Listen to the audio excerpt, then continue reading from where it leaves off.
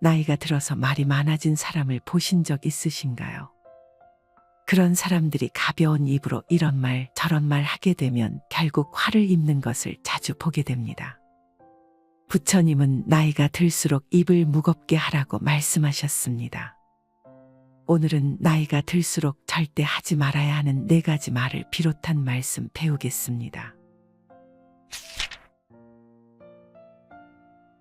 나이가 들수록 다음 4가지 말은 절대 하지 말라. 욕심을 적게 가졌다고 해서 나는 욕심을 적게 가졌다고 말하지 말라. 만족함을 알았다고 해서 나는 만족할 줄 알았다고 말하지 말라. 멀리 떠나는 것을 즐거워한다고 해서 나는 멀리 떠나는 것을 즐거워한다고 말하지 말라. 궤변을 좋아하지 않는다고 해서 나는 궤변을 좋아하지 않는다고 말하지 말라. 스스로 욕심이 적다고 말하고 스스로 만족할 줄 안다고 말하지 말라. 욕심이 적고 자족을 알더라도 스스로 소욕과 지족을 자랑 삼아 말하는 사람은 참된 소욕지족과는 거리가 멀다. 참된 소욕지족은 말이 없고 상이 없다. 수저가 밥맛을 모르듯이 자연스러운 두타행의 수행자는 스스로 소욕지족을 모르고 청빈한 삶을 입에 담지 않는다. 수행을 잘한다고 보시를 많이 했다고 착한 일을 많이 했다고 욕심이 적다고 스스로 말하지 말라. 참으로 욕심을 적게 가진 사람이라면 말할 것도 없다. 스스로 욕심이 많기 때문에 욕심을 적게 가졌다고 애써 표현하는 것일 뿐. 만족함을 알았다면 그것으로 딱 끊어진 것이지 애써 말로써 표현할 것은 무엇인가. 말로 표현되면 그것은 벌써 진실과 멀어진다. 어떤 말도 온전히 있는 그대로를 드러내줄 수는 없다. 참된 실제는 말 없는 가운데 침묵으로써 온전히 드러난다. 한 수행자가 있었다. 그는 평소에 꼿꼿이 허리를 세우고 결가부자로 삼매에 들곤 했지만 신도들이 찾아와 법을 물을 때면 언제나 허리를 느슨히 하고 자세를 편안하게 바꾸곤 했다. 더욱이 어린아이들이 찾아올 때면 동년배의 친구처럼 어린아이가 되어 뛰어놀곤 했다. 또 다른 수행자가 있었다. 그는 평소에는 나태하고 게으르며 수행과는 거리가 멀었지만 신도들이 찾아올 때면 남들의 눈을 의식해 언제나 허리를 꼿꼿이 세우고 결가부자를 한 채 위엄을 잃지 않았다. 나는 과연 어떤 수행자인가? 참된 수행은 수행을 드러내지 않으며 언제나 은밀함을 지킨다. 나쁜 소문을 옮기지 마라.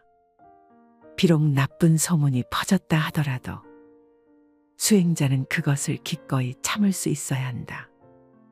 뜬 소문으로 고민할 필요도 없고 그로 인해 스스로 괴로워할 것도 없다. 어떤 소리를 듣고 두려워한다면 숲속의 짐승들과 무엇이 다를 것인가? 무엇을 들었다고 가볍고 성급하다면 큰 뜻을 이룰 수 없다. 공연한 비방은 침묵으로 참고 나쁜 소문을 마음에 두지 말고 놓아버려라. 한평생 세상을 살면서 나쁜 소문이나 비방을 한 번쯤 들어보지 않는 사람이 있는가? 아무리 성자라고 할지라도 아무리 조심스럽게 산다고 할지라도 비방을 듣지 않을 수는 없다. 나쁜 소문이나 비방이 없기를 바란다는 것 자체가 욕심이다. 사람은 때때로 칭찬도 받아야 하지만 마찬가지로 때때로 비난도 듣고 나쁜 소문에도 시달려봐야 어느 극단에도 치우치지 않을 수 있는 자기중심을 잡을 수 있는 힘이 생긴다. 비난을 두려워하지 말라. 뜬 소문에 괴로워하지도 말라. 그런 나쁜 소문에 휘둘린다는 것은 얼마나 짐승스러운가. 소리에 놀라지 않는 사자처럼 그물에 걸리지 않는 바람처럼 지늘게 물들지 않는 연꽃처럼 세상의 비방과 칭찬에서 놓여나라. 비방이 없기를 바랄 것이 아니라 비방이 오더라도 그것을 받지 않아 휘둘리지 않을 수 있는 정신을 지키라. 사람을 죽이려고 음식에 독약을 타 진수성찬을 차린다고 하더라도 초대받은 자가 그 음식을 먹지 않는다면 그 음식은 모두 음식을 차린 자의 것이다. 이처럼 부처님께서는 타인이 욕설과 비방을 하더라도 그것을 내가 받지 않으면 그것은 모두 욕한 자의 것일 뿐이라고 하셨다. 독이 든 음식을 먹지 않듯 허망한 뜬 소문이나 비방은 내가 붙잡아 가지지 않으면 그 모든 것이 비방한 자의 것일 뿐이다.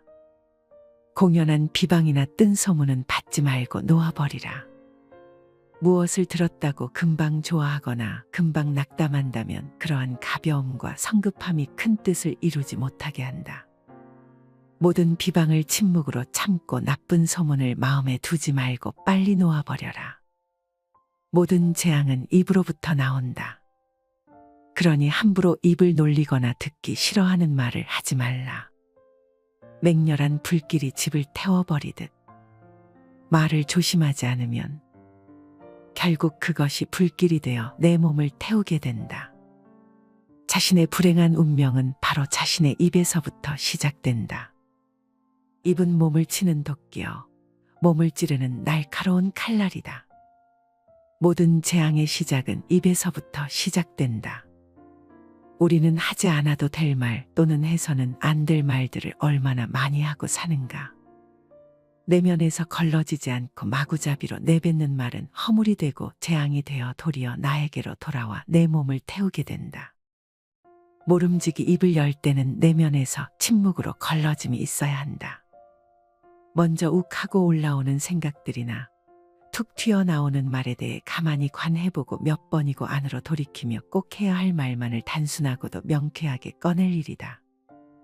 침묵이야말로 모든 수행자의 길벗이요 도반이다. 입이 무거워야 모든 공덕이 깃든다.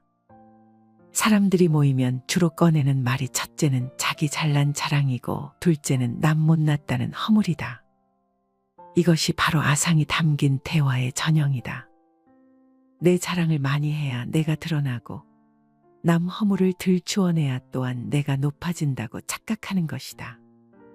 모름지기 수행자라면 자신의 입을 관하여 침묵하고 설사 말을 해야 할 때라도 이 말에 나를 드러내려는 아상이 얼마나 담겨 있는지를 깊이 관찰할 일이다. 말을 조심하지 않으면 불행한 운명이 시작되고 그것은 그대로 도끼가 되어 내 몸을 치고 칼날이 되어 내 몸을 찌르게 된다. 대화를 시작할 때는 몇 번이고 입을 관하고 생각을 관하여 허물이 없도록 하라. 비방과 칭찬에 흔들리지 말라. 만약 온갖 방법으로 상대가 너희를 헐뜯더라도 너희들은 성냄을 이기지 못하고 저들을 해쳐서는 안 된다. 그들이 우리를 비방한다고 우리 역시 분노하여 그들을 해치려 한다면 그것은 우리 스스로 저들에게 지는 것이다. 또한 그들이 우리를 칭찬한다고 해서 너희들이 기뻐하고 들떠서도 안 된다. 공연한 칭찬에 마음이 들뜨는 것도 우리 스스로가 저들에게 지는 것이니라. 상대방에게 비난의 소리를 들을 때 맞받아 대꾸하지 말라. 다만 그 마음을 가만히 비추어 보라. 내면에서 올라오는 화와 원망의 소리 없는 소리를 분별 없이 바라보라. 만약 분노하여 그들을 해치거나 맞받아쳐 함께 욕을 하고 헐뜯는다면 상대에게 지는 것이다. 그러나 무건을 지키고 마음의 빛을 안으로 거두어 속들의 울림을 비추어 볼 수 있다면 상대에게뿐 아니라 나 자신에게도 승리하는 것이다. 비난을 받는 순간 내 안에서는 어떤 마음이 올라오는가, 어떤 느낌이 일어나는가, 내 호흡에는 어떤 변화가 일어나는가 그 순간을 놓치지 않고 살피고 주시하는 일이야말로 생생한 수행이여 공부거리가 된다. 모든 비난은 심지어 그것이 나를 모함하려는 것이라고 할지라도 내가 조금 더 나아질 수 있는 영적 성숙의 기회다. 비난 속에서 자신의 성장을 도모하는 이와 비난 속에서 좌절하고 성내는 이 당신은 어떤 쪽을 선택할 것인가? 상대가 칭찬을 할 때도 마찬가지로 가만히 올라오는 기쁜 마음, 우쭐한 마음을 비추어 보라. 칭찬의 마음이 들떠 있음을 가만히 지켜보라. 그렇지 못하고 칭찬에 휘둘려 들떠 있게 된다면 똑같이 비난에 휘둘리는 것처럼 상대에게도 지고 나 자신에게도 지는 것이다. 칭찬에 휘둘리지 않아야 비난에도 흔들리지 않을 수 있다. 사실은 내 존재의 성장을 위해서라면 칭찬보다 비난이 더욱 좋다. 또한 맑은 수행자라면 비난보다 칭찬을 더욱 경계해야 한다. 그러나 더 좋은 것은 비난과 칭찬을 분별하지 않고 다만 바라보기만 하는 것이다. 주시자에게는 비난도 칭찬도 문제되지 않는다. 평범하게 그리고 자연스럽게 살라. 불법은 애써 구하는 것이 아니라 단지 평상심을 유지하여 특별한 일이 없게 함이니 추우면 옷을 입고 더우면 옷을 벗고 배고프면 밥을 먹고 졸리면 잠을 자면 되는 것이다. 어리석은 자는 나를 비웃겠지만 지혜로운 사람은 그 뜻을 안다. 애써 구한다는 것은 지금 이 순간에 만족하지 못한다는 말이다. 지금이 불만족스럽기 때문에 더 나은 무언가를 구한다는 뜻이다. 애써 구하는 바가 있으면 지금 이 순간의 평화는 깨어지고 만다. 불법은 특별한 노력을 기울여 애써 구하는 것이 아니라 특별한 일이 없게 함으로써 지극히 평범하고 자연스러운 이치에 드는 것이다. 진리는 특별한 사람이 특별한 노력과 특별한 수행을 통해 얻는 특별한 체험이 아니다. 오히려 그 반대로 진리는 평범한 사람이 지극히 평범한 삶으로서 자연스럽게 아주 자연스럽게 다만 평범하게 살아갈 때 얻어지는 것이다. 수행이라는 것은 다만 방편일 뿐이다. 자연스러움, 평범함으로 돌아가기 위한 부득이한 방편. 그러나 평범함으로 돌아가기 위해 왜 특별한 방편을 써야 하는가? 우리의 본래 바탕은 누구나 평범하기 그지없는 존재일진데 참된 삶이란 구하는 것이 없이 평범하게 순간순간을 살아갈 때 찾아온다. 그랬을 때 지금 이 순간 온전한 만족이 있고 온전한 자족과 현존 속에서 집중과 깨어있음이 깃든다. 배고프면 밥을 먹으면 되고 오직 그 순간 밥 먹는 것에만 집중하면 된다. 그런데 밥 먹으며 다른 생각하고 더 좋은 음식 먹고자 욕심내고 온갖 번뇌를 몰아가니 밥만 먹지 못하는 것이다. 배고플 때 밥 먹는다는 것이 얼마나 평범한 일이고 특별하지 않은 일인가. 추우면 옷을 입으면 되지 더 좋은 옷을 구할 것도 없고 남들보다 더 예쁜 옷을 입고자 분별할 것도 없다. 그저 평범하게 특별하지 않게 구함 없이 사는 것이 지혜로운 삶이다. 한 가지 선한 행동이 100가지의 악을 깬다. 한 가지 선한 행을 하면 100가지 악을 깨는 것과 같다. 마치 작은 금강석이 수미산을 무너뜨리는 것 같고 적은 불이 온갖 것을 태우는 것 같고 소량의 독약이 중생을 해치는 것과 같다. 이처럼 비록 작은 선이라 할지라도 그 실제는 크다는 것을 알아야 한다. 왜냐하면 작은 선이 큰 악을 깨뜨리는 까닭이다. 한 가지 바른 마음으로 행한 선행이 100가지 악을 깬다고 한다. 이 말은 직접 선과 악이 대치가 된다는 말이 아니라 그만큼 선이 중요하다는 말이다. 작은 선이 씨앗이 되어 또 다른 선행을 가져오고 그러한 선의 기운이 약하고 탁한 기운들을 몰아낸다. 유유상종으로 선은 선을 끌어당기고 악은 또 다른 악을 부른다. 그러니 작은 선이라도 하나를 행한다면 그 선행은 곧장 또 다른 선을 몰고 온다. 한 번의 선업은 수많은 선업들과 공명한다. 그랬을 때 작은 선 하나가 100가지 악을 깨는 것과 같다. 청정한 마음 하나가 온갖 혼탁한 악한 마음 100가지를 깰 수 있다. 오랫동안 악한 일을 해오면서 온갖 악의 업을 지어온 사람이라도 다시금 마음을 돌이켜 청정한 마음으로 한 가지 선을 행한다면 그 선한 마음 하나가 그동안의 온갖 악한 마음을 녹일 수 있다. 아무리 오랫동안 빛을 보지 못한 어둠의 동굴이라도 그 동굴이 밝아지는 데는 촛불 하나로도 충분한 것처럼 그랬을 때 악한 마음은 깨뜨려지고 이내 마음은 선의 기운으로 넘친다. 바로 그 첫 번째 선한 마음이 중요하다. 내 마음은 선에 더 가까이 공명하는가? 악에 더 가까이 공명하는가? 선을 행하는 것이 더 쉬운가? 악을 행하는 것이 더 쉬운가? 이번 생 동안 선을 많이 연습한 사람은 죽고 난 뒤에도 선의 파장을 끌어당기고 다음 생에 태어나더라도 선을 행하는 것이 악을 짓는 것보다 더 쉽고 익숙해진다.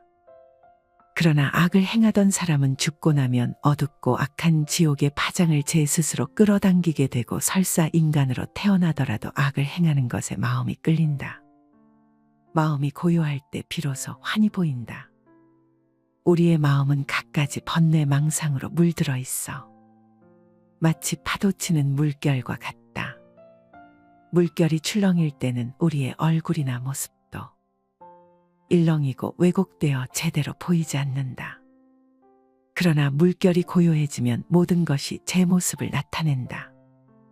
저 연못이 바람 한 점 없이 고요하고 맑으면 물밑까지 훤히 보이는 것처럼 우리 마음은 한시도 고요하고 잔잔하지 못하고 번뇌망상으로 물들어 있다. 늘 파도치는 물결처럼 이리 휘둘리고 저리 휘둘린다.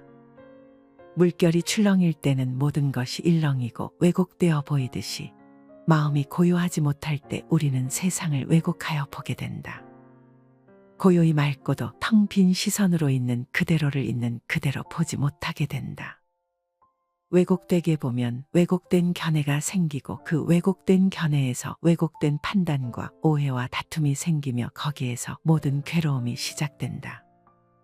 그러나 마음이 고요하고 적정할 때, 마음이 잔잔한 호수와 같이 아무런 움직임도 없이 선정에 머물 때 그때 비로소 물밑까지 훤히 볼 수 있는 참된 지혜가 생겨나고 이 세상을 왜곡 없이 올바로 볼 수 있는 정견 의시야가 열린다.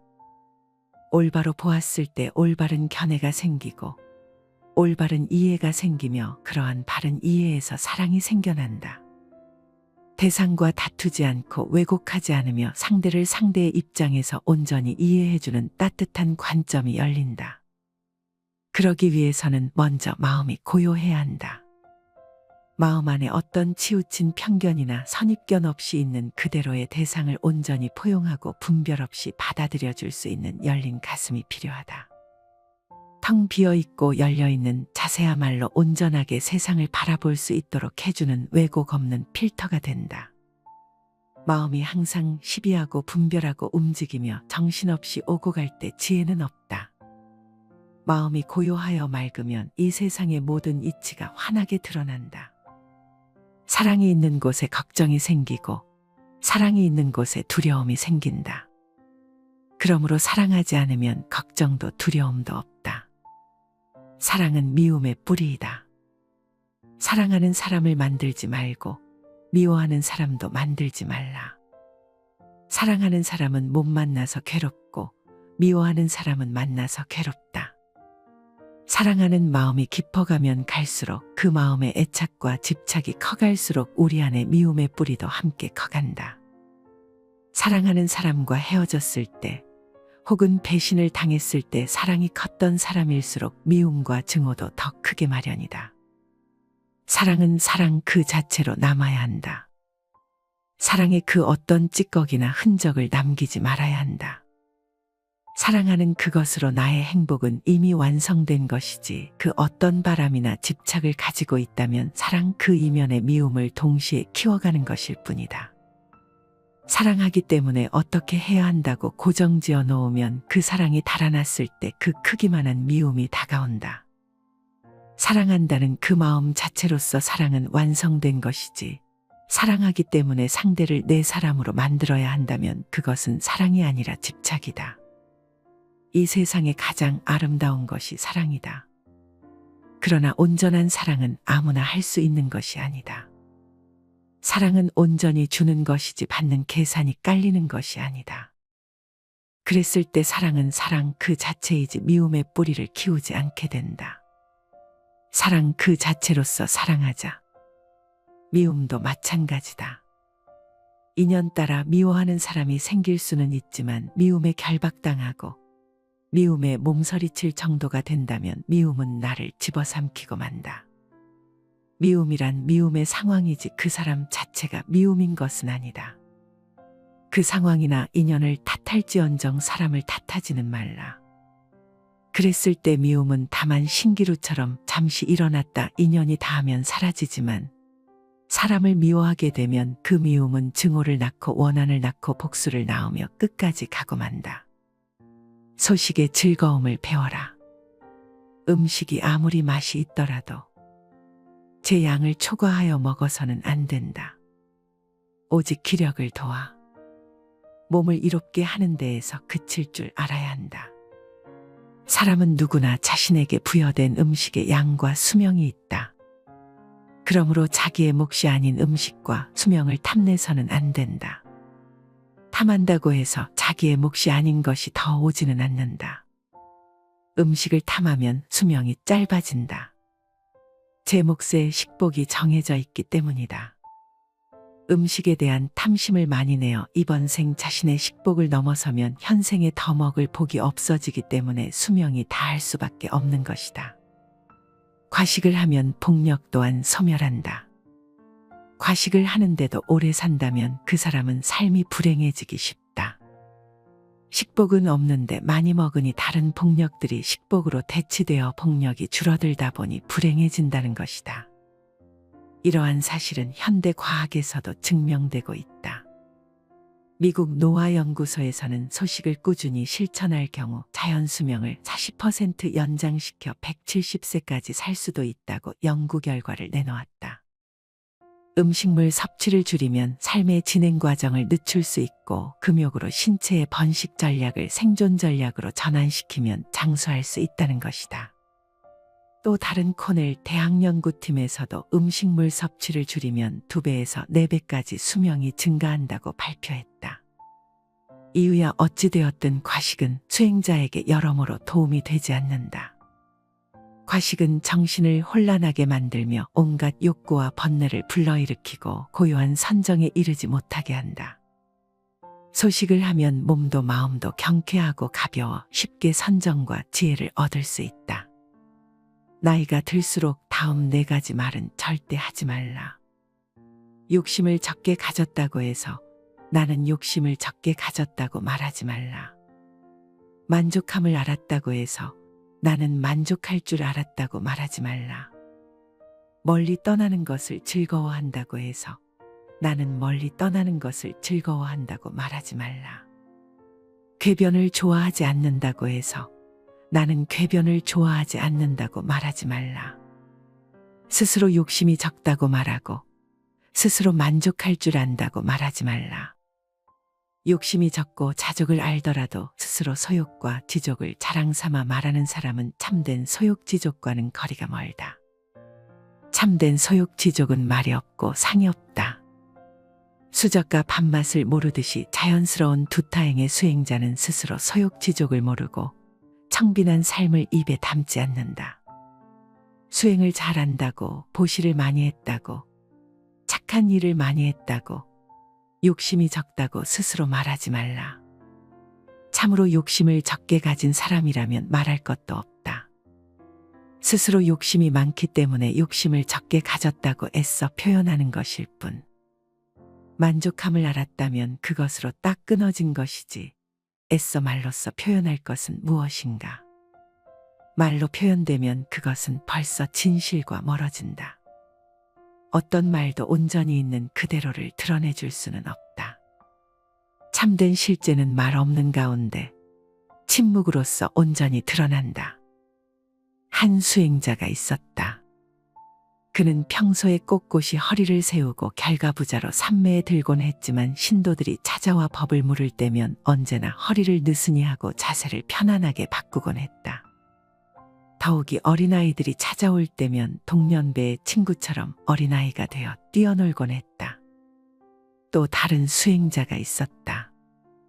그는 평소에는 나태하고 게으르며 수행과는 거리가 멀었지만 신도들이 찾아올 때면 남들의 눈을 의식해 언제나 허리를 꼿꼿이 세우고 결가부자를 한 채 위엄을 잃지 않았다. 나는 과연 어떤 수행자인가? 참된 수행은 수행을 드러내지 않으며 언제나 은밀함을 지킨다. 나쁜 소문을 옮기지 마라. 비록 나쁜 소문이 퍼졌다 하더라도 수행자는 그것을 기꺼이 참을 수 있어야 한다. 뜬 소문으로 고민할 필요도 없고 그로 인해 스스로 괴로워할 것도 없다. 어떤 소리를 듣고 두려워한다면 숲속의 짐승들과 무엇이 다를 것인가? 무엇을 들었다고 가볍고 성급하다면 큰 뜻을 이룰 수 없다. 공연한 비방은 침묵으로 참고 나쁜 소문을 마음에 두지 말고 놓아버려라. 한평생 세상을 살면서 나쁜 소문이나 비방을 한 번쯤 들어보지 않는 사람이 있는가? 아무리 성자라고 할지라도, 아무리 조심스럽게 산다고 할지라도 비방을 듣지 않을 수는 없다. 나쁜 소문이나 비방이 없기를 바란다는 것 자체가 욕심이다. 사람은 때때로 칭찬도 받아야 하지만 마찬가지로 때때로 비난도 듣고 나쁜 소문에도 시달려봐야 어느 극단에도 치우치지 않을 수 있는 자기중심을 잡을 수 있는 힘이 생긴다. 비난을 두려워하지 말라. 뜬 소문에 괴로워하지도 말라. 그런 나쁜 소문에 휘둘린다는 것은 얼마나 짐승스러운가. 소리에 놀라지 않는 사자처럼, 그물에 걸리지 않는 바람처럼, 지늘게 물들지 않는 연꽃처럼 세상의 비방과 칭찬에서 놓여나라.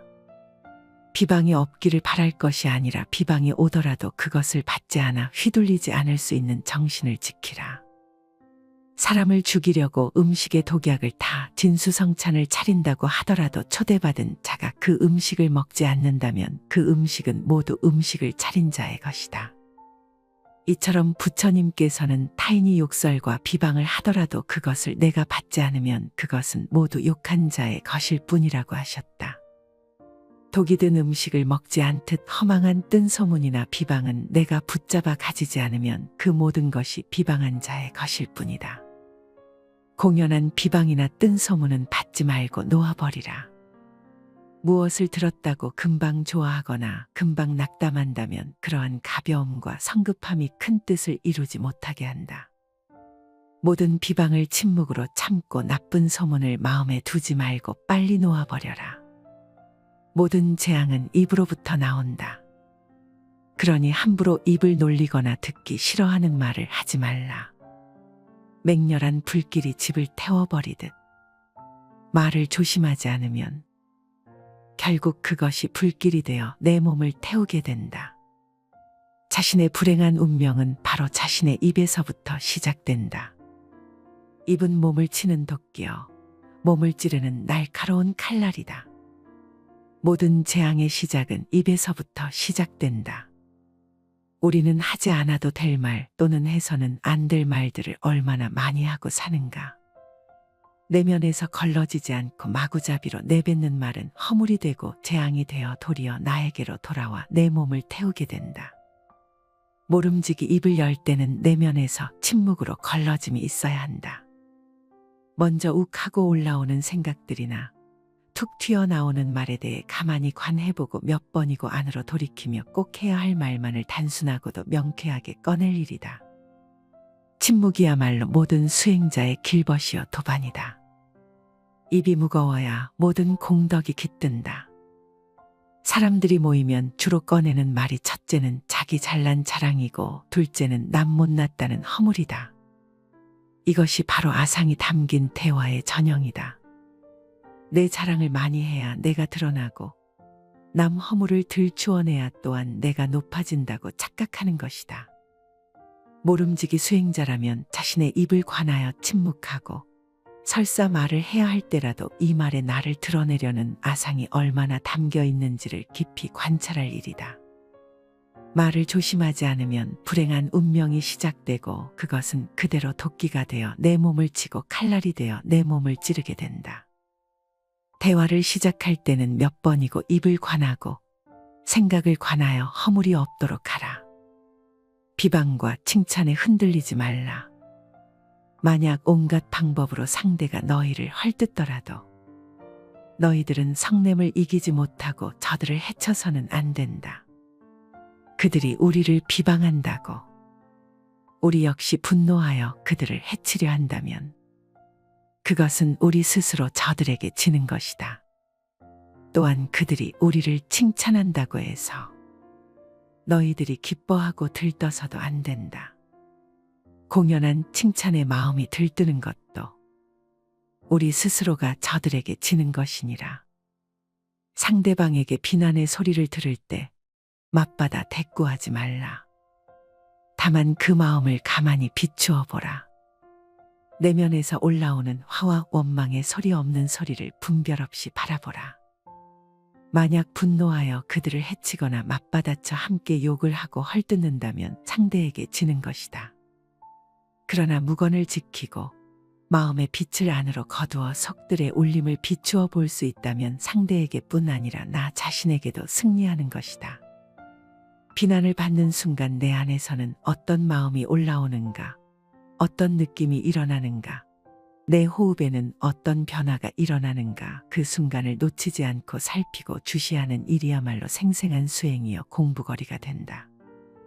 모든 비난은 심지어 그것이 나를 모함하려는 것이라고 할지라도 내가 조금 더 나아질 수 있는 영적 성숙의 기회다. 비난 속에서 자신의 성장을 도모하는 이와 비난 속에서 좌절하고 성내는 이, 당신은 어떤 쪽을 선택할 것인가? 상대가 칭찬을 할 때도 마찬가지로 가만히 올라오는 기쁜 마음, 우쭐한 마음을 비추어 보라. 칭찬의 마음이 들떠 있음을 가만히 지켜보라. 그렇지 못하고 칭찬에 휘둘려 들떠 있게 된다면 똑같이 비난에 휘둘리는 것처럼 상대에게도 지고 나 자신에게도 지는 것이다. 칭찬에 휘둘리지 않아야 비난에도 흔들리지 않을 수 있다. 사실은 내 존재의 성장을 위해서라면 칭찬보다 비난이 더욱 좋다. 또한 맑은 수행자라면 비난보다 칭찬을 더욱 경계해야 한다. 그러나 더 좋은 것은 비난과 칭찬을 분별하지 않고 다만 바라보기만 하는 것이다. 주시자에게는 비난도 칭찬도 문제되지 않는다. 평범하게 그리고 자연스럽게 살라. 불법은 애써 구하는 것이 아니라 단지 평상심을 유지하여 특별한 일이 없게 함이니 추우면 옷을 입고 더우면 옷을 벗고 배고프면 밥을 먹고 졸리면 잠을 자면 되는 것이다. 어리석은 자는 나를 비웃겠지만 지혜로운 사람은 그 뜻을 안다. 애써 구한다는 것은 지금 이 순간에 만족하지 못한다는 말이다. 지금이 불만족스럽기 때문에 더 나은 무언가를 구한다는 뜻이다. 애써 구하는 바가 있으면 지금 이 순간의 평화는 깨어지고 만다. 불법은 특별한 노력을 기울여 애써 구하는 것이 아니라 특별한 일이 없게 함으로써 지극히 평범하고 자연스러운 이치에 드는 것이다. 진리는 특별한 사람이 특별한 노력과 특별한 수행을 통해 얻는 특별한 체험이 아니다. 오히려 그 반대로 진리는 평범한 사람이 지극히 평범한 삶으로서 자연스럽게 아주 자연스럽게 다만 평범하게 살아갈 때 얻어지는 것이다. 수행이라는 것은 다만 방편일 뿐이다. 자연스러움, 평범함으로 돌아가기 위한 부득이한 방편. 그러나 평범함으로 돌아가기 위해 왜 특별한 방편을 써야 하는가? 우리의 본래 바탕은 누구나 평범하기 그지없는 존재일진데 참된 삶이란 구하는 것이 없이 평범하게 순간순간을 살아갈 때 찾아온다. 그랬을 때 지금 이 순간 온전한 만족이 있고 온전한 자족과 현존 속에서 집중과 깨어있음이 깃든다. 배고프면 밥을 먹으면 되고 오직 그 순간 밥 먹는 것에만 집중하면 된다. 그런데 밥 먹으며 다른 생각하고 더 좋은 음식 먹고자 욕심내고 온갖 번뇌를 몰아가니 밥만 먹지 못하는 것이다. 배고플 때 밥 먹는다는 것이 얼마나 평범한 일이고 특별하지 않은 일인가. 추우면 옷을 입으면 되지 더 좋은 옷을 구할 것도 없고 남들보다 더 예쁜 옷을 입고자 분별할 것도 없다. 그저 평범하게 특별하지 않게 구함 없이 사는 것이 지혜로운 삶이다. 한 가지 선한 행동이 100가지의 악을 깬다. 한 가지 선한 행을 하면 100가지 악을 깨는 것과 같다. 마치 작은 금강석이 수미산을 무너뜨리는 것 같고 적은 불이 온갖 것을 태우는 것 같고 소량의 독약이 중생을 해치는 것과 같다. 이처럼 비록 작은 선이라 할지라도 그 실제는 크다는 것을 알아야 한다. 왜냐하면 작은 선이 큰 악을 깨뜨리는 까닭이다. 한 가지 바른 마음으로 행한 선행이 100가지 악을 깬다고 한다. 이 말은 직접 선과 악이 대치가 된다는 말이 아니라 그만큼 선이 중요하다는 말이다. 작은 선이 씨앗이 되어 또 다른 선행을 가져오고 그러한 선의 기운이 약하고 탁한 기운들을 몰아낸다. 유유상종으로 선은 선을 끌어당기고 악은 또 다른 악을 부른다. 그러니 작은 선이라도 하나를 행한다면 그 선행은 곧장 또 다른 선을 몰고 온다. 한 번의 선업은 수많은 선업들과 공명한다. 그랬을 때 작은 선 하나가 100가지 악을 깨는 것과 같다. 청정한 마음 하나가 온갖 혼탁한 악한 마음 100가지를 깰 수 있다. 오랫동안 악한 일을 해오면서 온갖 악의 업을 지어온 사람이라도 다시금 마음을 돌이켜 청정한 마음으로 한 가지 선을 행한다면 그 선한 마음 하나가 그동안의 온갖 악한 마음을 녹일 수 있다. 아무리 오랫동안 빛을 보지 못한 어둠의 동굴이라도 그 동굴이 밝아지는 데는 촛불 하나로도 충분한 것처럼 그랬을 때 악한 마음은 깨뜨려지고 이내 마음은 선의 기운으로 넘친다. 바로 그 첫 번째 선한 마음이 중요하다. 내 마음은 선에 더 가까이 공명하는가, 악에 더 가까이 공명하는가? 선을 행하는 것이 더 쉬운가, 악을 행하는 것이 더 쉬운가? 이번 생 동안 선을 많이 연습한 사람은 죽고 난 뒤에도 선의 파장을 끌어당기고 다음 생에 태어나더라도 선을 행하는 것이 악을 짓는 것보다 더 쉽고 익숙해진다.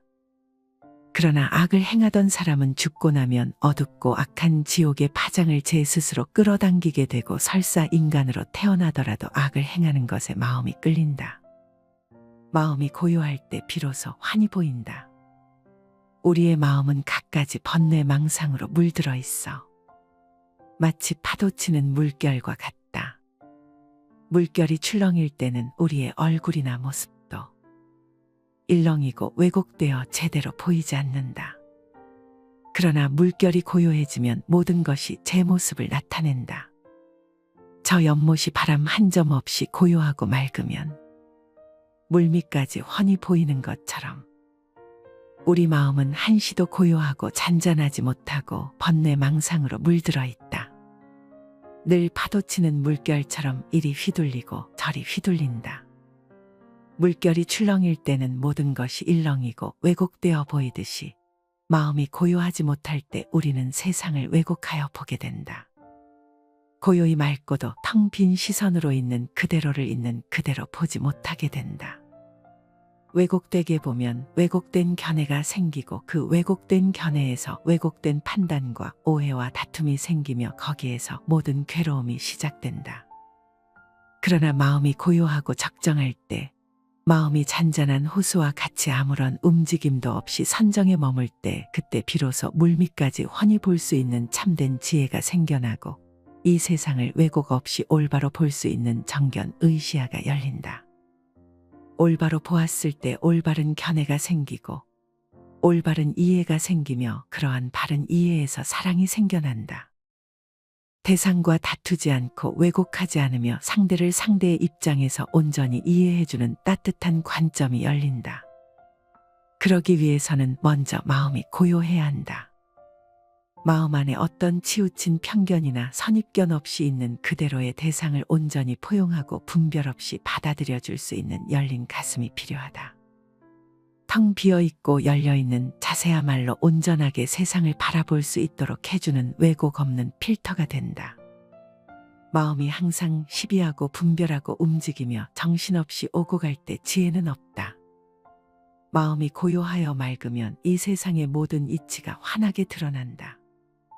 사랑이 있는 곳에 걱정이 생기고 사랑이 있는 곳에 두려움이 생긴다. 그러므로 사랑하지 않으면 걱정도 두려움도 없다. 사랑은 미움의 뿌리이다. 사랑하는 사람을 만들지 말고 미워하는 사람도 만들지 말라. 사랑하는 사람은 못 만나서 괴롭고 미워하는 사람은 만나서 괴롭다. 사랑하는 마음이 깊어가면 갈수록 그 마음의 애착과 집착이 커갈수록 우리 안에 미움의 뿌리도 함께 커간다. 사랑하는 사람과 헤어졌을 때 혹은 배신을 당했을 때 사랑이 컸던 사람일수록 미움과 증오도 더 크게 마련이다.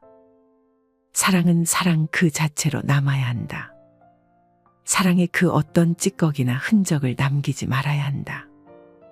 사랑하는 그것으로 나의 행복은 이미 완성된 것이지 그 어떤 바람이나 집착을 가지고 있다면 사랑 그 이면의 미움을 동시에 키워가는 것일 뿐이다.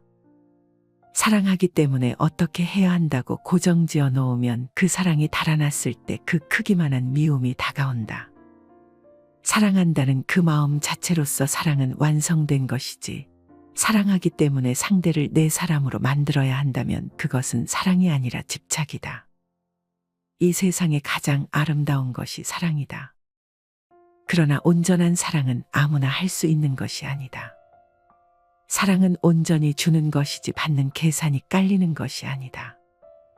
그랬을 때 사랑은 사랑 그 자체이지 미움의 뿌리를 키우지 않게 된다. 사랑 그 자체로서 사랑하자. 미움도 마찬가지다. 인연 따라 미워하는 사람이 생길 수는 있지만 미움에 결박당하고 미움에 몸서리칠 정도가 된다면 미움은 나를 집어삼키고 만다. 미움이란 미움의 상황이지 그 사람 자체가 미움인 것은 아니다. 그 상황이나 인연을 탓할지언정 사람을 탓하지는 말라. 그랬을 때 미움은 다만 신기루처럼 잠시 일어났다 인연이 닿으면 사라지지만 사람을 미워하게 되면 그 미움은 증오를 낳고 원한을 낳고 복수를 낳으며 끝까지 가고 만다. 소식의 즐거움을 배워라. 음식이 아무리 맛이 있더라도 제 양을 초과하여 먹어서는 안 된다. 오직 기력을 도와 몸을 이롭게 하는 데에서 그칠 줄 알아야 한다. 사람은 누구나 자신에게 부여된 음식의 양과 수명이 있다. 그러므로 자기의 몫이 아닌 음식과 수명을 탐내서는 안 된다. 탐한다고 해서 자기의 몫이 아닌 것이 더 오지는 않는다. 음식을 탐하면 수명이 짧아진다. 제 몫의 식복이 정해져 있기 때문이다. 음식에 대한 탐심을 많이 내어 이번 생 자신의 식복을 넘어서면 현생에 더 먹을 복이 없어지기 때문에 수명이 다할 수밖에 없는 것이다. 과식을 하면 복력 또한 소멸한다. 과식을 하는데도 오래 산다면 그 사람은 삶이 불행해지기 쉽다. 식복은 없는데 많이 먹으니 다른 복력들이 식복으로 대치되어 복력이 줄어들다 보니 불행해진다는 것이다.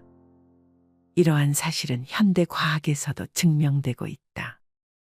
미국 노화연구소에서는 소식을 꾸준히 실천할 경우 자연 수명을 40% 연장시켜 170세까지 살 수도 있다고 연구 결과를 내놓았다. 음식물 섭취를 줄이면 삶의 진행 과정을 늦출 수 있고 금욕으로 신체의 번식 전략을 생존 전략으로 전환시키면 장수할 수 있다는 것이다. 또 다른 코넬 대학연구팀에서도 음식물 섭취를 줄이면 2배에서 4배까지 수명이 증가한다고 발표했다. 이유야 어찌되었든 과식은 수행자에게 여러모로 도움이 되지 않는다. 과식은 정신을 혼란하게 만들며 온갖 욕구와 번뇌를 불러일으키고 고요한 선정에 이르지 못하게 한다. 소식을 하면 몸도 마음도 경쾌하고 가벼워 쉽게 선정과 지혜를 얻을 수 있다. 나이가 들수록 다음 4가지 말은 절대 하지 말라. 욕심을 적게 가졌다고 해서 나는 욕심을 적게 가졌다고 말하지 말라. 만족함을 알았다고 해서 나는 만족할 줄 알았다고 말하지 말라. 멀리 떠나는 것을 즐거워한다고 해서 나는 멀리 떠나는 것을 즐거워한다고 말하지 말라.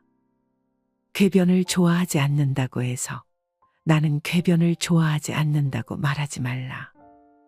스스로 욕심이 적다고 말하고 스스로 만족할 줄 안다고 말하지 말라.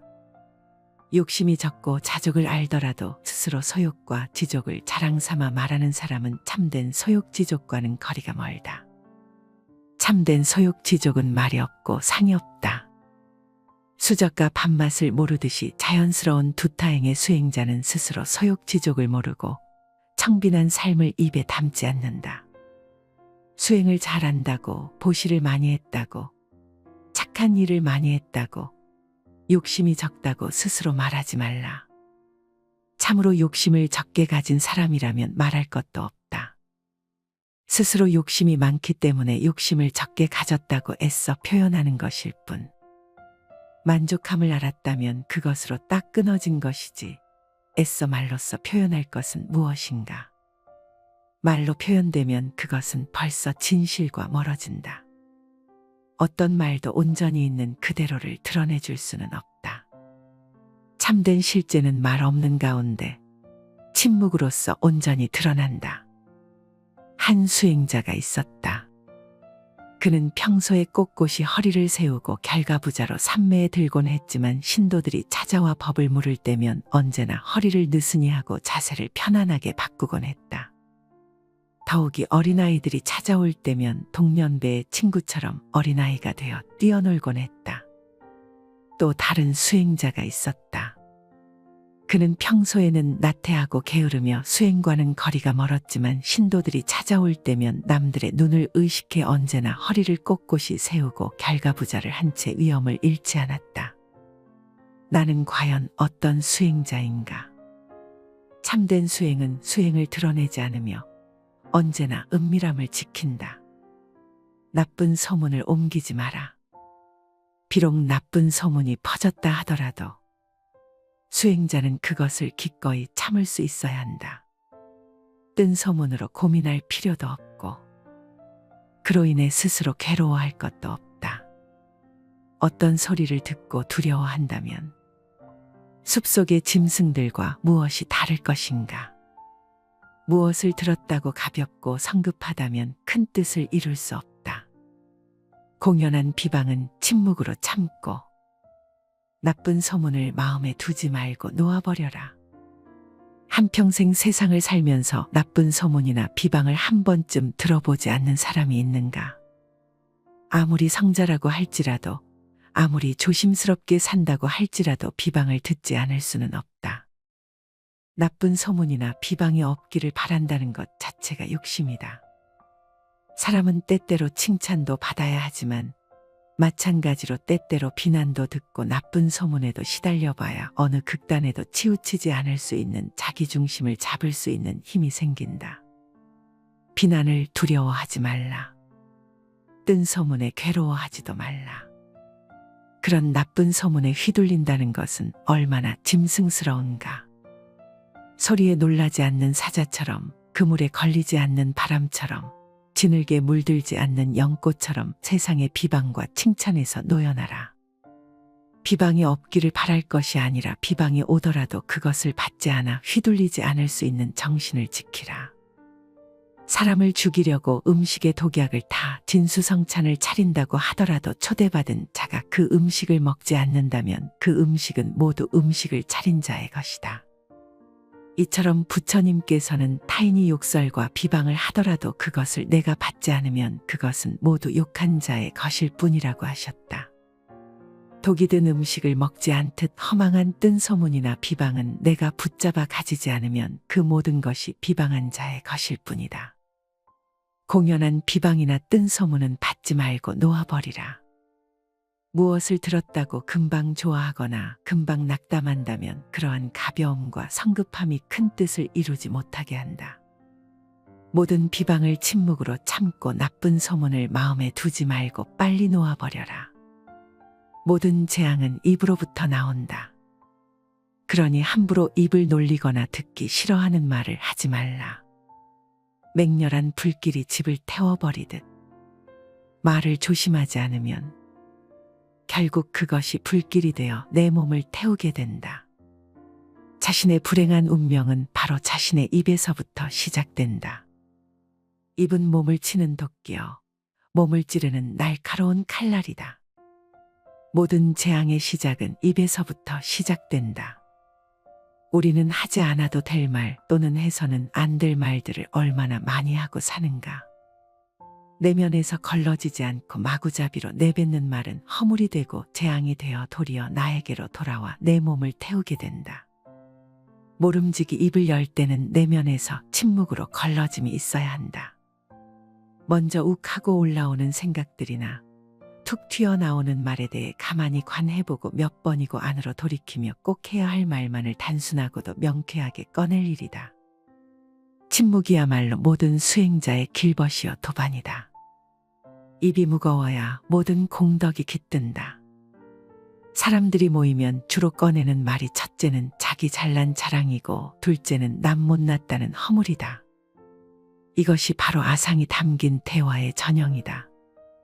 내 자랑을 많이 해야 내가 드러나고 남 허물을 들추어내야 또한 내가 높아진다고 착각하는 것이다. 모름지기 수행자라면 자신의 입을 관하여 침묵하고 설사 말을 해야 할 때라도 이 말에 나를 드러내려는 아상이 얼마나 담겨 있는지를 깊이 관찰할 일이다.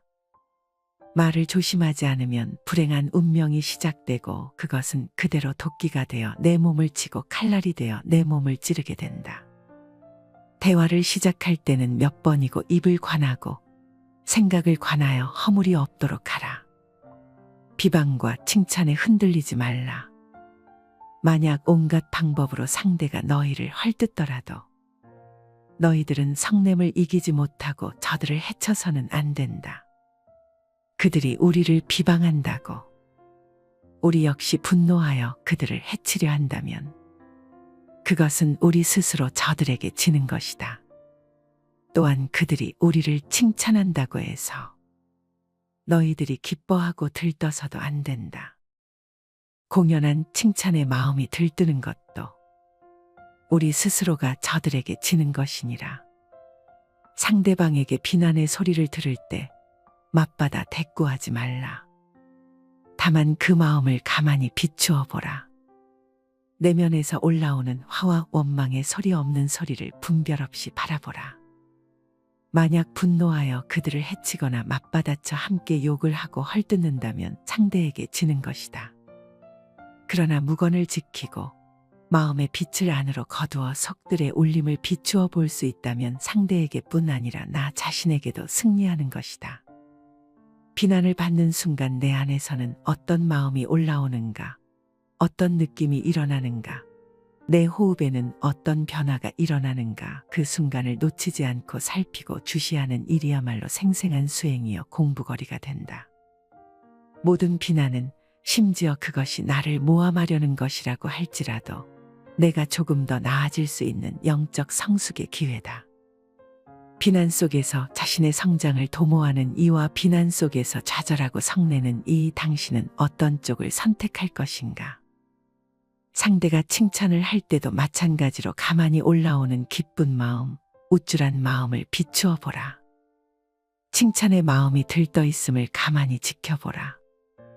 그렇지 못하고 칭찬에 휘둘려 들떠 있게 된다면 똑같이 비난에 휘둘리는 것처럼 상대에게도 지고 나 자신에게도 지는 것이다. 칭찬에 휘둘리지 않아야 비난에도 흔들리지 않을 수 있다.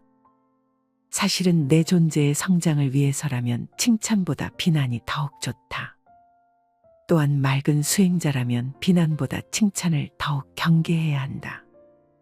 그러나 더 좋은 것은 비난과 칭찬을 분별하지 않고 다만 바라보기만 하는 것이다.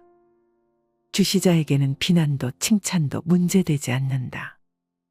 평범하게 그리고 자연스럽게 살라. 불법은 애써 구하는 것이 아니라 단지 평상심을 유지하여 특별한 일이 없게 함이니 추우면 옷을 입고 더우면 옷을 벗고 배고프면 밥을 먹고 졸리면 잠을 자면 되는 것이다.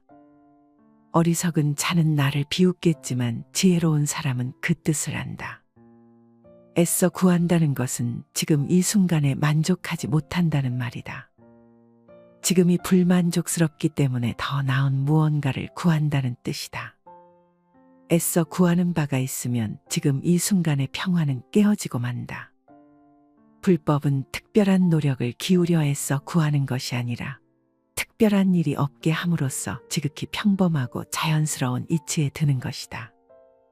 진리는 특별한 사람이 특별한 노력과 특별한 수행을 통해 얻는 특별한 체험이 아니다.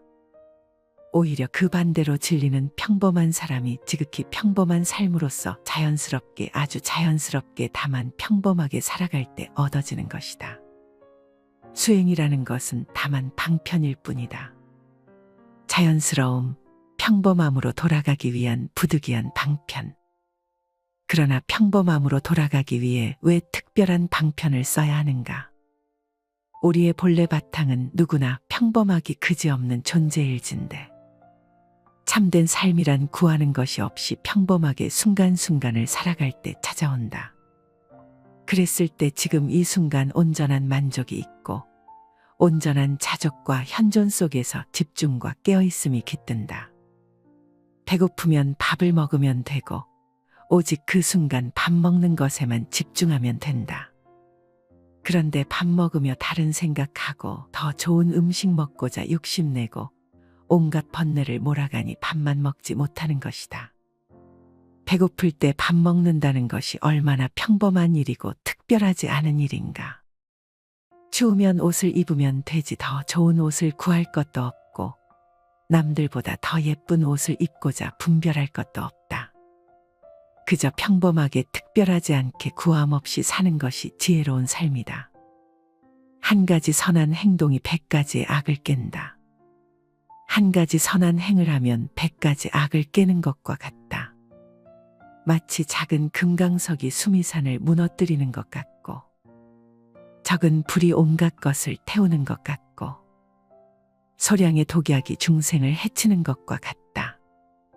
이처럼 비록 작은 선이라 할지라도 그 실제는 크다는 것을 알아야 한다. 왜냐하면 작은 선이 큰 악을 깨뜨리는 까닭이다.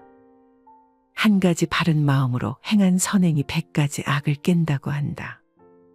이 말은 직접 선과 악이 대치가 된다는 말이 아니라 그만큼 선이 중요하다는 말이다. 작은 선이 씨앗이 되어 또 다른 선행을 가져오고 그러한 선의 기운이 약하고 탁한 기운들을 몰아낸다. 유유상종으로 선은 선을 끌어당기고 악은 또 다른 악을 부른다. 그러니 작은 선이라도 하나를 행한다면 그 선행은 곧장 또 다른 선을 몰고 온다. 한 번의 선업은 수많은 선업들과 공명한다. 그랬을 때 작은 선 하나가 100가지 악을 깨는 것과 같다. 청정한 마음 하나가 온갖 혼탁한 악한 마음 100가지를 깰 수 있다. 오랫동안 악한 일을 해오면서 온갖 악의 업을 지어온 사람이라도 다시금 마음을 돌이켜 청정한 마음으로 한 가지 선을 행한다면 그 선한 마음 하나가 그동안의 온갖 악한 마음을 녹일 수 있다. 아무리 오랫동안 빛을 보지 못한 어둠의 동굴이라도 그 동굴이 밝아지는 데는 촛불 하나로도 충분한 것처럼 그랬을 때 악한 마음은 깨뜨려지고 이내 마음은 선의 기운으로 넘친다. 바로 그 첫 번째 선한 마음이 중요하다. 내 마음은 선에 더 가까이 공명하는가? 악에 더 가까이 공명하는가? 선을 행하는 것이 더 쉬운가? 악을 행하는 것이 더 쉬운가? 이번 생 동안 선을 많이 연습한 사람은 죽고 난 뒤에도 선의 파장을 끌어당기고 다음 생에 태어나더라도 선을 행하는 것이 악을 짓는 것보다 더 쉽고 익숙해진다.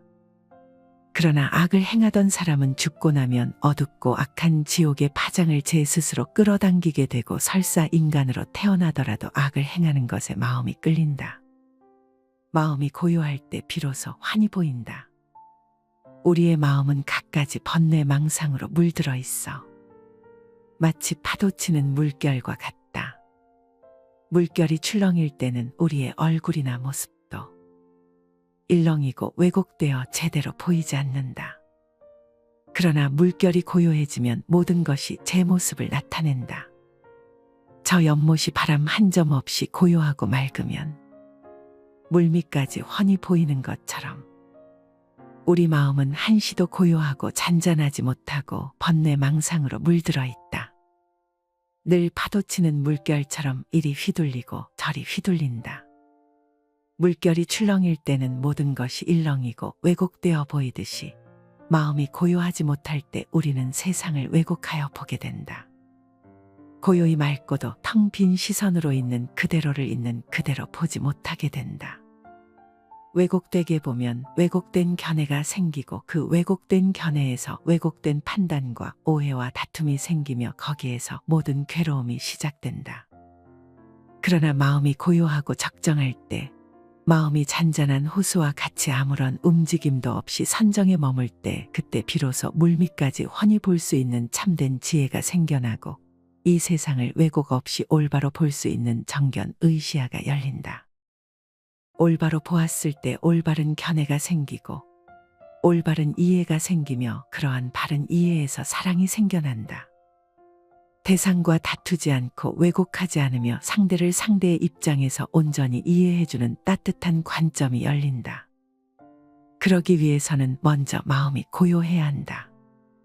마음 안에 어떤 치우친 편견이나 선입견 없이 있는 그대로의 대상을 온전히 포용하고 분별 없이 받아들여 줄 수 있는 열린 가슴이 필요하다.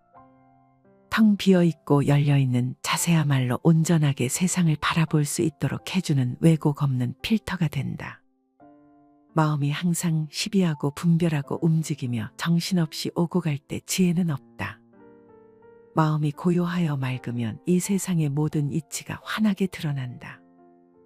사랑이 있는 곳에 걱정이 생기고 사랑이 있는 곳에 두려움이 생긴다. 그러므로 사랑하지 않으면 걱정도 두려움도 없다. 사랑은 미움의 뿌리이다. 사랑하는 사람을 만들지 말고 미워하는 사람도 만들지 말라. 사랑하는 사람은 못 만나서 괴롭고 미워하는 사람은 만나서 괴롭다. 사랑하는 마음이 깊어가면 갈수록 그 마음의 애착과 집착이 커갈수록 우리 안에 미움의 뿌리도 함께 커간다. 사랑하는 사람과 헤어졌을 때 혹은 배신을 당했을 때 사랑이 컸던 사람일수록 미움과 증오도 더 크게 마련이다. 사랑은 사랑 그 자체로 남아야 한다. 사랑의 그 어떤 찌꺼기나 흔적을 남기지 말아야 한다. 사랑하는 그것으로 나의 행복은 이미 완성된 것이지 그 어떤 바람이나 집착을 가지고 있다면 사랑 그 이면의 미움을 동시에 키워가는 것일 뿐이다. 사랑하기 때문에 어떻게 해야 한다고 고정지어 놓으면 그 사랑이 달아났을 때 그 크기만한 미움이 다가온다.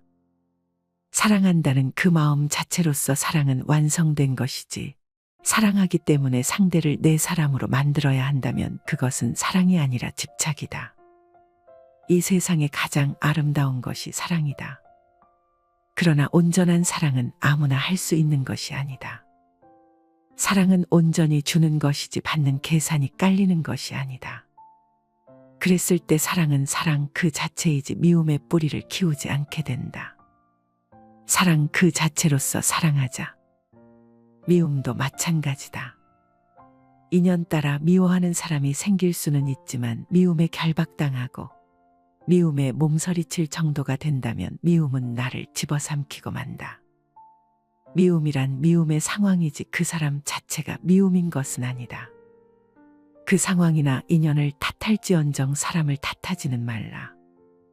그랬을 때 미움은 다만 신기루처럼 잠시 일어났다 인연이 닿으면 사라지지만 사람을 미워하게 되면 그 미움은 증오를 낳고 원한을 낳고 복수를 낳으며 끝까지 가고 만다. 소식의 즐거움을 배워라. 음식이 아무리 맛이 있더라도 제 양을 초과하여 먹어서는 안 된다. 오직 기력을 도와 몸을 이롭게 하는 데에서 그칠 줄 알아야 한다. 사람은 누구나 자신에게 부여된 음식의 양과 수명이 있다. 그러므로 자기의 몫이 아닌 음식과 수명을 탐내서는 안 된다. 탐한다고 해서 자기의 몫이 아닌 것이 더 오지는 않는다. 음식을 탐하면 수명이 짧아진다. 제 몫의 식복이 정해져 있기 때문이다. 음식에 대한 탐심을 많이 내어 이번 생 자신의 식복을 넘어서면 현생에 더 먹을 복이 없어지기 때문에 수명이 다할 수밖에 없는 것이다. 과식을 하면 복력 또한 소멸한다. 과식을 하는데도 오래 산다면 그 사람은 삶이 불행해지기 쉽다. 식복은 없는데 많이 먹으니 다른 복력들이 식복으로 대치되어 복력이 줄어들다 보니 불행해진다는 것이다. 이러한 사실은 현대 과학에서도 증명되고 있다. 미국 노화연구소에서는 소식을 꾸준히 실천할 경우 자연 수명을 40% 연장시켜 170세까지 살 수도 있다고 연구 결과를 내놓았다. 음식물 섭취를 줄이면 삶의 진행 과정을 늦출 수 있고 금욕으로 신체의 번식 전략을 생존 전략으로 전환시키면 장수할 수 있다는 것이다. 또 다른 코넬 대학연구팀에서도 음식물 섭취를 줄이면 2배에서 4배까지 수명이 증가한다고 발표했다. 이유야 어찌되었든 과식은 수행자에게 여러모로 도움이 되지 않는다. 과식은 정신을 혼란하게 만들며 온갖 욕구와 번뇌를 불러일으키고 고요한 선정에 이르지 못하게 한다. 소식을 하면 몸도 마음도 경쾌하고 가벼워 쉽게 선정과 지혜를 얻을 수 있다.